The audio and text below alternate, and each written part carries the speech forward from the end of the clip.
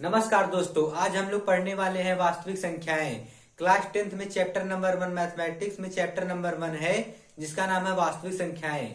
वास्तविक संख्याएं को समझने से पहले हम ये जानेंगे कि संख्याएं क्या होती हैं। संख्याएं पहले देखिए क्या होता है। संख्याएं संख्याएं संख्याएं हमारे दो टाइप की होती हैं। कौन सी संख्याएं होती हैं? एक होता है क्या? वास्तविक संख्याएं,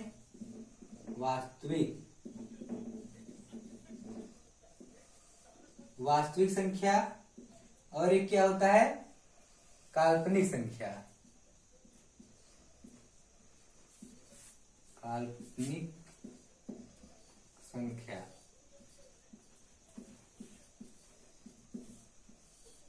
एक होता है जो हमारे वास्तविक संख्याएं होती है। वास्तविक संख्या कौन कौन सी होती हैं?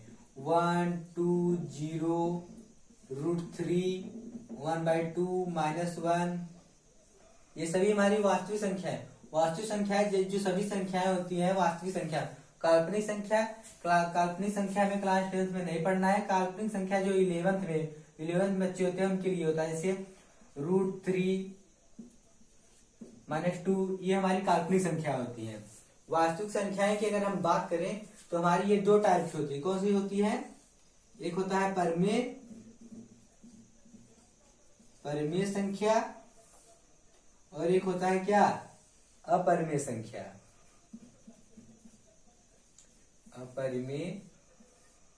एक होता है अपरिमेय संख्या।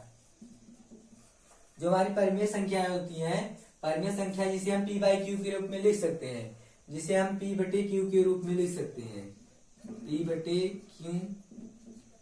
के रूप में लिख सकते हैं, जिसे हम p/q के रूप में लिख सकते हैं, उसे परिमेय संख्या कहते हैं। और अपरिमेय संख्याएं, इसे हमारे ये अपरिमेय संख्या है, इसे हम p/q के रूप में नहीं लिख सकते। p/q के रूप में नहीं लिख सकते हैं, p/q के रूप में नहीं लिख सकते हैं। जैसे हमारा क्या हो जाएगा? हमारा 2 हो जाएगा, इसमें 1 हो जाएगा, -3 हो जाएगा, और -4, 5। इसे p/q के रूप में मतलब √2 हो जाएगा, √3, √5। इसे p/q के रूप में नहीं लिख सकते हैं। यहाँ तक आपको समझ में आया होगा। जो हमारी संख्याएं होती है दो प्रकार की होती हैं। वास्तविक संख्या होती है और काल्पनिक संख्या होती है। वास्तविक संख्याएं हमारी ये होती हैं। वास्तविक संख्या हमारे दो टाइप की होती है। परिमेय संख्या होती है, एक अपरिमेय संख्या होती है। परिमेय संख्या जिसे हम p/q के रूप में लिख सकते हैं, उसे हम परिमेय संख्या कहते हैं। जैसे 2, 3 हो गया ये। और अपरिमेय संख्या जिसे हम p/q के रूप में नहीं लिख सकते हैं, जैसे √2, √3, √5, और हमारा पाई हो गया। ये बहुत ही इंपॉर्टेंट है, ये हर साल आता है। मतलब पाई, ये भी हमारी क्या है? अपरिमेय संख्या है। और अगर हम बात करें परिमेय संख्याएं, परिमेय संख्या, अगर हम परिमेय संख्या की बात करें, परिमेय संख्या हमारी कितनी प्रकार की होती हैं? परिमेय संख्या होती है कितने प्रकार की? हमारे एक होता है पूर्ण संख्या,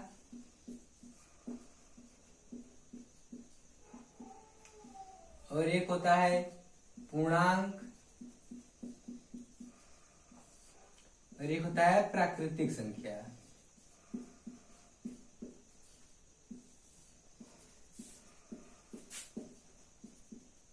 प्राकृतिक। अब पूर्ण संख्या किसे कहते हैं? पूर्ण संख्या जो 0 से प्रारंभ होती है, जो संख्याएं 0 से प्रारंभ होकर 1, 2, 3, 4 अनंत तक जाती हैं, उसे हम क्या कहते हैं? पूर्ण संख्या। और पूर्णांक इसमें प्लस माइनस सभी रहता है। इससे हमारा 0 हो गया, -1, -2, -3, 1, 2, 3, 4। ये हमारा क्या हो गया? पूर्णांक संख्या हो गया। इसमें धनात्मक, ऋणात्मक और 0 भी शामिल रहता है। अगर हम प्राकृतिक संख्या की बात करें, प्राकृतिक संख्या 1, 2, 3, इस 1 से प्रारंभ होकर इनफाइनाइट होती है। पूर्ण संख्या हमारा 0 से प्रारंभ होता है, 1, 2, 3, फिर अनंत तक जाता है। पूर्णांक होता है, इसमें धनात्मक, ऋणात्मक सभी होते हैं। और प्राकृतिक संख्या जो हमारी पूर्ण संख्या होता है, उसमें से हम 0 अगर हटा दें, अगर हम जीरो हटा दे तो हमारा क्या कौन सी संख्या प्राप्त हो जाएगी? प्राकृतिक संख्या। प्राकृतिक संख्याएं भी प्रकार होता है। प्राकृतिक संख्या कितने प्रकार की होती हैं? प्राकृतिक संख्या जैसे सम संख्या, विषम संख्या, भाज्य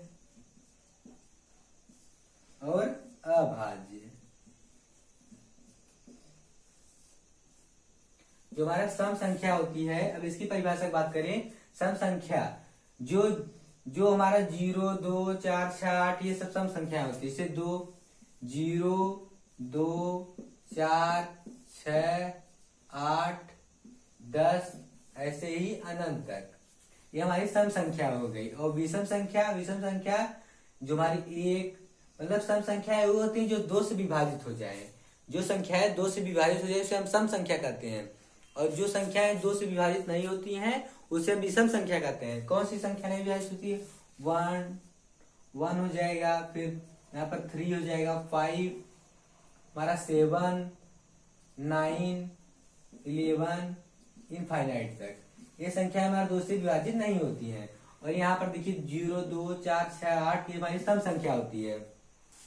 और भाज्य अभाज्य की बात करें, जिन संख्याओं का गुणनखंड केवल 2 से अधिक होता है उसे हम भाज्य संख्या कहते हैं। किन संख्याओं का होता है? जैसे हमारा 2 का गुणनखंड 2 होगा और 2 का और 1 होगा।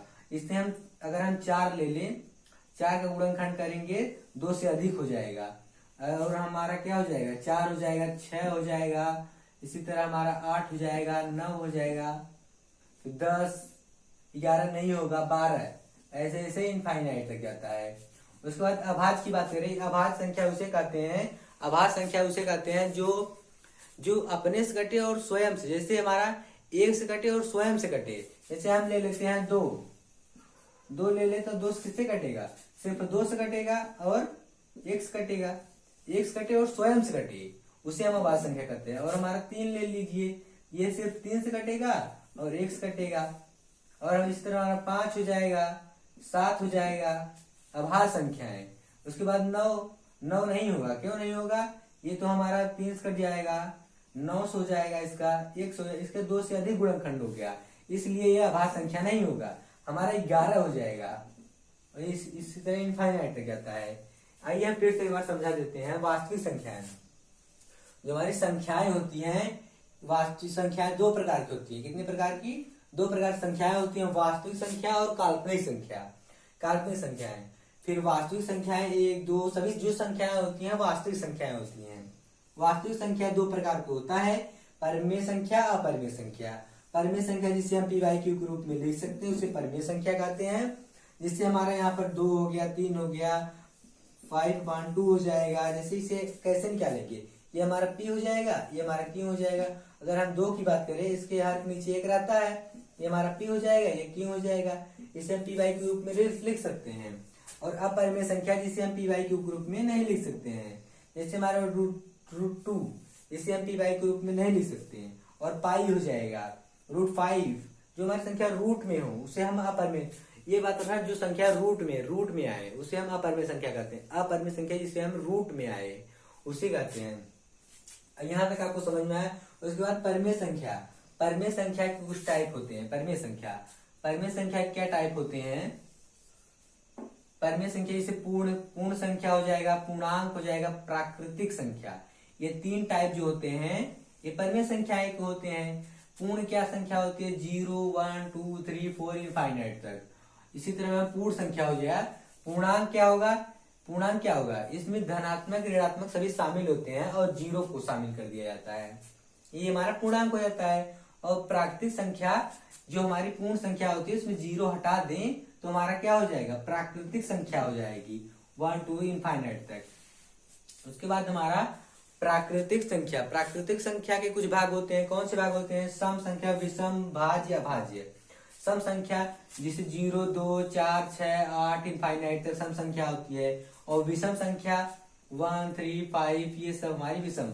और भाज्य संख्या की बात करें जिसका गुणनखंड 2 से अधिक हो जाए उसे हम भाज्य संख्या कहते हैं। भाज्य संख्या अगर इसका हम 4 करें तो 2 से विभाजित होगा और 4 से हो जाएगा और 1 से होगा, इसका 3 गुणनखंड है, इसलिए अभाज्य है, भाज्य संख्या सॉरी। और अभाज्य संख्या जिसका जो 1 से कटे और स्वयं से कटे उसे हम अभाज्य संख्या कहते हैं, अभाज्य संख्या। आई होप यहाँ तक आपको समझ में आया होगा। आइए हम एक और देखते हैं, जिसे हमारी एक संख्या होती है जिसे हम कहते हैं सभाज्य संख्या, सअभाज्य संख्या। सअभाज्य संख्याएं क्या होती हैं, ये बोर्ड एग्जाम में बहुत पूछा जाता है। सअभाज्य संख्या, सअभाज्य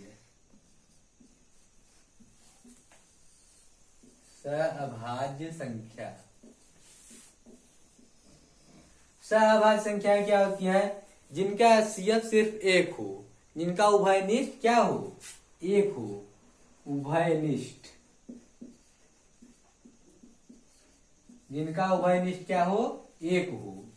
कैसे उभयनिष्ठ 1 होगा, जैसे हम ले लिए 33 ले लिए और 11, इसमें पूछ देगा सहभाज्य संख्या है, सहभाज्य संख्या। इसका हम 33 का अगर एलसीएम निकालेंगे क्या होगा, 33 एक बार जाएगा, हमारा क्या हो जाएगा, इसका गुणनखंड क्या हो जाएगा 33 और इसका गुणनखंड 11। इसमें हम 1 से गुणा कर सकते हैं। हमारा उभयनिष्ठ इसमें क्या हो गया, उभयनिष्ठ, इसमें उभयनिष्ठ क्या है, 1 है, तो ये हमारा क्या हो जाएगा, ये मतलब क्या है, सहअभाज्य संख्या है, सहअभाज्य संख्या है। इसी तरह में सहअभाज्य संख्या होती है जिसका उभयनिष्ठ 1 हो, अर्थात HCF 1 हो। HCF मतलब अर्थात इसका मस है, मस हमारा क्या हो जाएगा, 1 हो जाएगा। यही हमारा सहअभाज्य संख्या होता है, सहअभाज्य संख्या।